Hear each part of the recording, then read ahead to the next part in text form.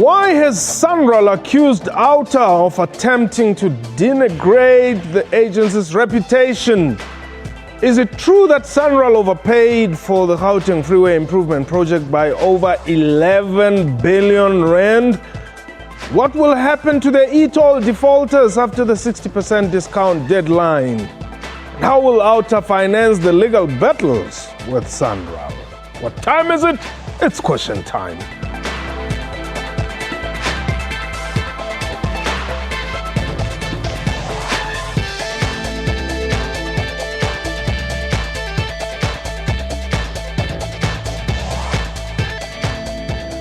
Welcome to the show. My name is Mpho Tsedu. It's almost time out for the e-toll grace period, which included a 60% discount for all e-toll defaulters.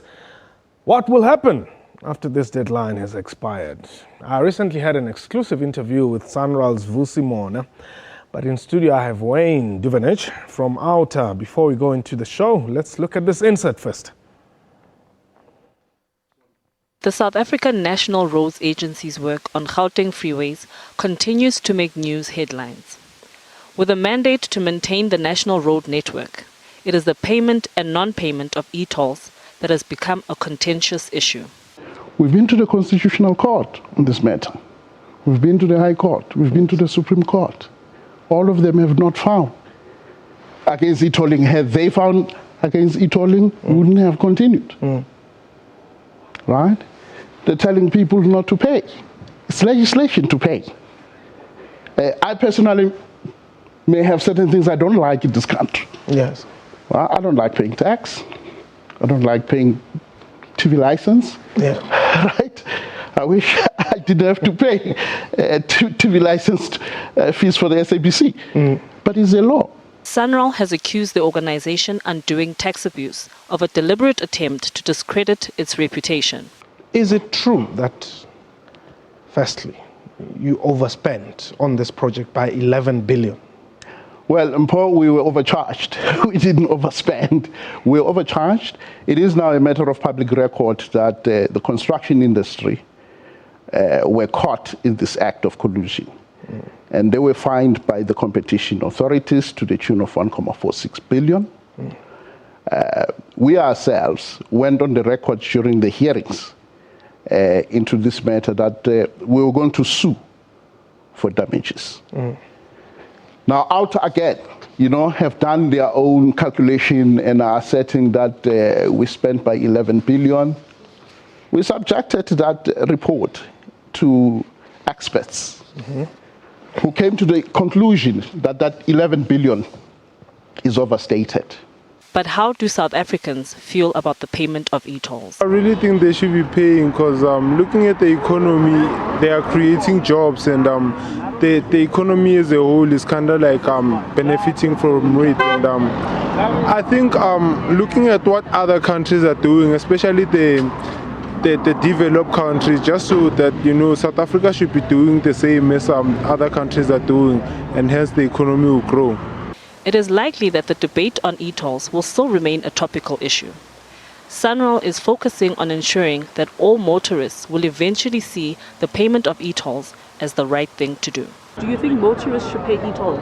No, because it's become inconvenience. Especially if you have a lot of cars, like if you are running a business, it becomes hectic because we are paying a lot. I feel as if it's charging the people in the country more money for their taxes, whereas we still are paying taxes at the moment. So I think that e-toll, if it were to benefit the country as a whole, but then I think it's not. We have given people a discount. We have made the tag not compulsory. And that motorist will then have to explain to the presiding officer why, after so many concessions, they still find it difficult to pay. So 55% motorists paying, figure going up. We think that South Africans generally are a law-abiding people, and if we present a strong case on why we need the tolls, right, people will understand. And we want to believe that they are beginning to understand the rationale behind the tolling system. Well, that's Vusi Mona. A reminder that we are live and therefore you can call us and air your views. The numbers to dial 0891104210. Our Twitter handle at Question Time 24. We'll be taking your calls right away. My guest is Wayne Duvenage. He's the chairperson of Organization Uniting Against Tax Abuse OUTA. Sometimes it's organization about e-toll and all that, but the name still remains. Yeah, no, OUTA still remains. Okay. We've just broadened our mandate, yeah. Okay, that's fine. Well, I wish really that you guys could sit for this interview at the same time, but so do we. Unfortunately, it doesn't happen. Yeah. Let's talk about this civil disobedience that you are said to be encouraging. Right. I think important matters first and foremost that government abides by the Constitution and abides by the laws of this country before it expects its citizens to do so. Unjust laws, we have a moral obligation to disobey, and that is what we are doing. That is what the public are doing on the e-toll matter. And the reason for that is SANRAL never conducted themselves properly as according to our Constitution, which requires that they conduct meaningful public engagement on this matter, and they haven't done that. We will prove that in a court, and I must say that Vusi Mona is wrong when he says we've lost 6 or 7 times in court. There were 4 court cases we interdicted, and the final court case was in the Supreme Court where they set aside all the rationale and the reasons around the merits on the issue of lawfulness until the day comes that SANRAL wants to coerce and force this matter, in which case the public can defend themselves. Until then, the public are not acting unlawfully if they refuse to pay e-tolls. So that's a very clear matter, and I can read the part from the Supreme Court of Appeal, the judgment that makes that clear. A collateral or defensive challenge on the rights of the public may be introduced, and that is coming. And I must also say that since those court cases in 2012 and 2013, we have uncovered so much more that exposes this outrageous behavior, quite frankly, of SANRAL's. And remember, they've lost in the courts on poor public engagement. Smith case, where Judge Mojapelo was scathing on SANRAL on their poor public engagement. They've lost in Cape Town, a very similar matter. They've lost in the HMKL case on the N1. So there are many cases where they have lost as a result of their shocking behavior in this regard. Okay. Now, SANRAL then offers 60% discount. You saying 60% or no 60%, don't pay the e-tolls? We're saying 60% of zero remains zero. In other words, those charges should not have been there in the first place, and the public have every right to stand their ground and not pay for something that has been introduced unlawfully by SANRAL, by the government. That will be heard in court. That day is coming now that they're starting to enforce through a victimization process, a state coercion process of issuing summonses, civil summonses against the members. We will defend our members in court. Do you have enough money? We have money, yes. We have the public funding us to the tune far more than we had in the past. We won't say how much because SANRAL loves to play this litigation lawfare game. They've got deep pockets. They use your money and my money to fight us, to fight the public. And I think they're declaring war on society when they start this unnecessary behavior. But we've got sufficient funds. We've already started the process. We've sent out our intentions of notice to defend our members, and to court we go. And this is the showdown that I think is long overdue. They should have done this in the first quarter of 2014 when e-tolls were launched and they threatened society. They're now 2.5 years late. They've got a 7.5 billion rand bill, and now they're crying foul. And the credit ratings are wanting to know how they're going to repay this 20 billion rand bond.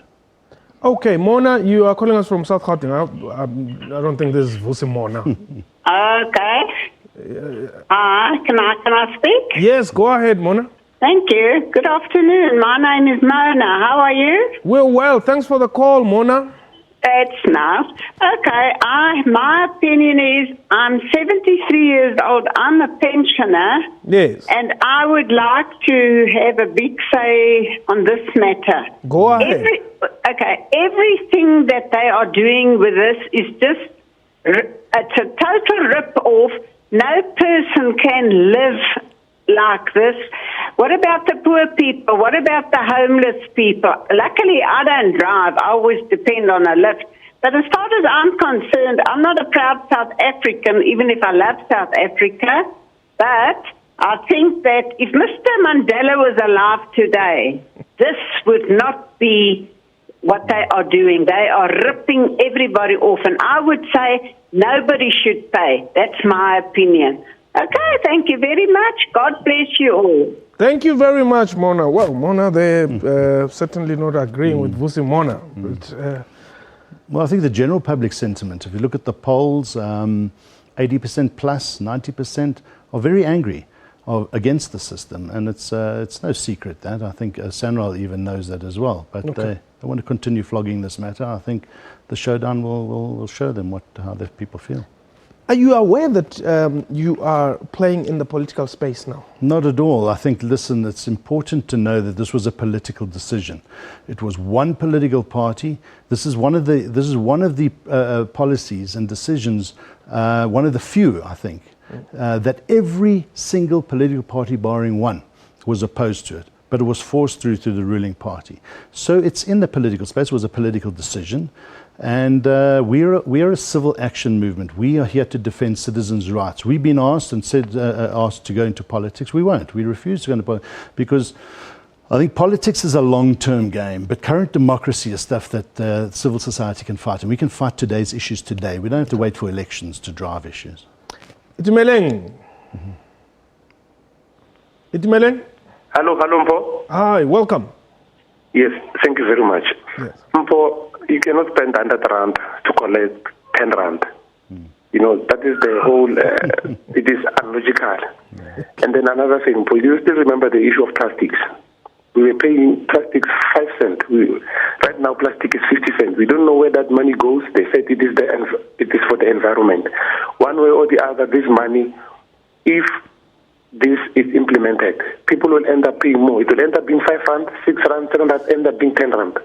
So this whole thing cannot work, and just Central must just accept. Thank you very much. Okay, thanks. Well, like you said, it appears quite a lot of people are not supporting this. But let's take a quick break. When we return, we'll continue with this discussion.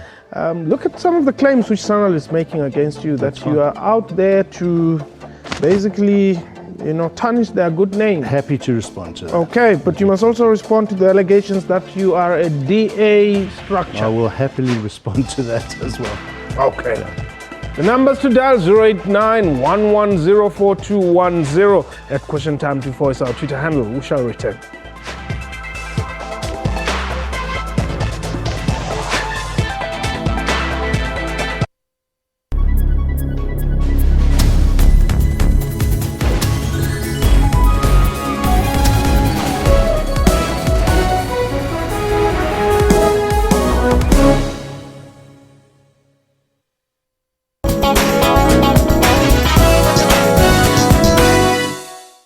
Humanoid robots named Chihira Kanai and Mario are attending the ITB in Berlin. Chihira Kanai answers pre-programmed questions about the fair and even what her favorite film is. I think what we're seeing them being used today is with sort of lower skilled roles, things like room service or luggage porting.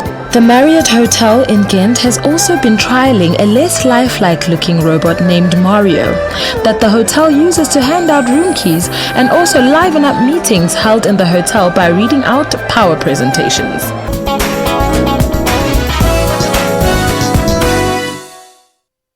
One other person has been shot dead and another is in a critical condition in hospital. The CRL has laid charges against controversial televangelist Paseka Mutsoneng. More than 1.3 million South Africans have been added in the past 2 registration weekends.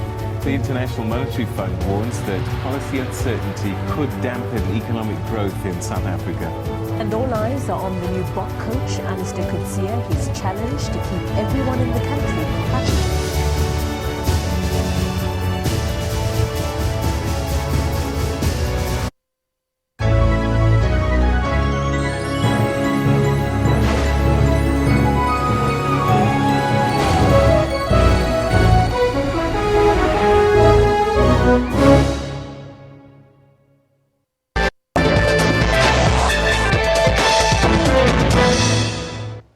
Welcome back. You're still watching Question Time. Wayne Duvenage is my guest today from Outer. But before we continue with our show, let's have a look at this insert. Here's an organization that has got no single engineer working within it. They tell us that they've done studies. We're saying, who are the engineers, who are the experts who've arrived at this figure? They are nameless, they're faceless. But for our part, we've engaged economists, quantity surveyors to arrive at the damages, the overspend. And I can tell you that the figure, the maximum figure that they've arrived at is 760 million. And I can quote that figure because this week we've already served papers on those companies that colluded and therefore resulted in us paying more than what we were supposed to have paid. Okay, well, that's Vusi for you. Yeah, so now what he's saying is we have to have engineers before we can make claims. There's a lot of research, a lot of engineers out there. And by the way, we have consulted with engineers. We do have input. We're not fools to make claims of an overcharge or an overpayment to the extent that we have. I noticed that SANRAL haven't really denounced that figure outright and categorically, not at their press conference. But the question for SANRAL is, well, is the 17.9 billion rand fair value for the roads? If Vusi is saying it's under R1 billion that we've been overcharged by the construction companies, well, that might be a part that is allocated to collusion. There's still a massive amount that has to be accounted for because the cost of road construction for the resurfacing of 3 lanes and the building of a new lane for 185 kilometers or 200 as they say is certainly not close to 100 million rand per kilometer. And that's the question that they've got to answer. And they don't get down to answering it, do they? Okay, just respond to what Itumeleng was saying. So Itumeleng had a very interesting point. He was talking about the cost of collection in regard to the actual bonds that have to be serviced. The tender that went out and that ETC has was for just over 8.5 billion rand for a 5-year contract. When you work that out, it's over R1 billion a year. There was a little bit more as well, and that was written off over 8 years regarding the capital costs for the infrastructure and the software and so forth. The issue is that we'll be paying over R1 billion. Now, the bond on a 20 billion rand, that's at the inflated rate. We said it should be less than half of that. But just take the inflated rate that we are paying. The bond on that is less than 2 billion rand a year if you get reasonable interest rates over 20 years.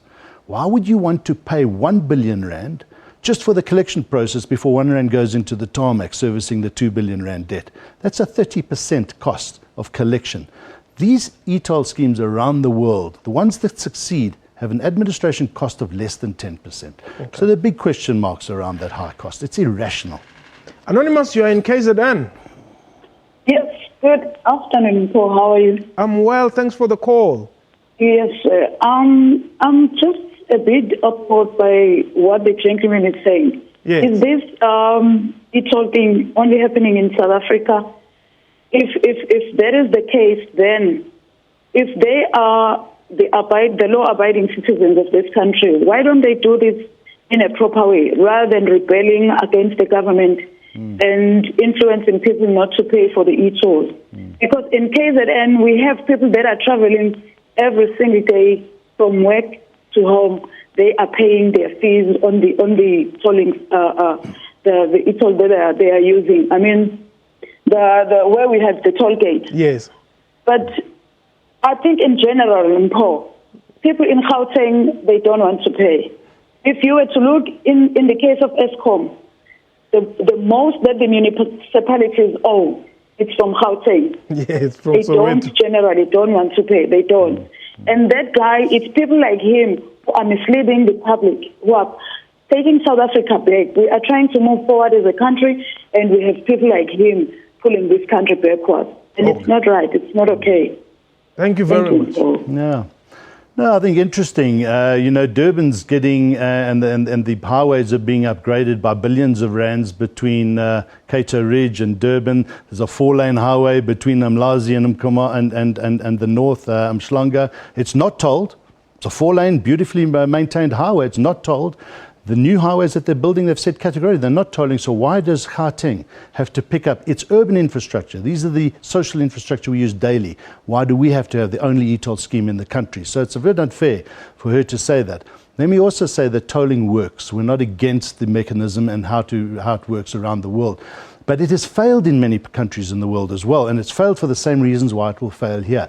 So where it is implemented, London was very successful, Stockholm very successful, but it has failed in Manchester, it's failed in Edinburgh, recently failed in Texas, failing in Portugal, failed in Hong Kong. 3 times they tried to introduce it with massive amounts of government money, putting like Sanral's doing to a marketing campaign. It failed. It failed because the public refused to participate in schemes that are not in their best interest. Are you a DA project? Not at all. Not at all. We've got nothing to do with the DA at all. What happened in 2013 when we needed to go to the Supreme Court and we needed funds, we put an appeal out to the public. We needed R1 million. And by the way, we got R2 million from the public, and the DA at the time, it was just before the elections, as you know, put in R1 million into our account. We are not fools to turn away money, whether it came from the ANC, the EFF, or wherever. We needed those funds to go to court. We still had to pay off outstanding bills. So we've got nothing to do with the DA other than that amount of money that was advanced to us from them. Nothing. We don't work with them. We don't do anything with them. We don't have meetings with them. We've met with the DA and with other political parties from time to time for specific questions to be asked in Parliament, and that's it. Okay. So the DA gave you R1 million. Back in 2013, we raised over 11 million rand from the public, of which 1 million rand came from a political party. It was the DA. We also had money put in from other institutions, from big business movements. But if you're asking us if we are a protege or an organization that is supported by the DA, not at all. Okay. Dougie, you are in the Val, quickly. Yes. I'd like to know where they're going to get Mumfu. How are you? I'm well. That's good. I'd like to know where's this government going to get the money to give you final notices, to give you final written notices, to give you summonses, because the people are just not going to abide. So they're going to owe these courts plenty money. I mean, that's how clever they are. They don't think for themselves. They never thought this thing through like Outer did. Okay. And I mean, look at this country's president. He's not obeying any rules or laws or anything. You look at his court case, the ruling of the Constitutional Court. He's just wiped it off. He used the Constitution as toilet paper and wiped his behind with it. So why must anybody else obey or listen to what they've got to say? Okay, my friend. Interesting. Okay, Dougie. Wayne. Yes. Thank you for the time. Goodbye. It's a pleasure. Anytime.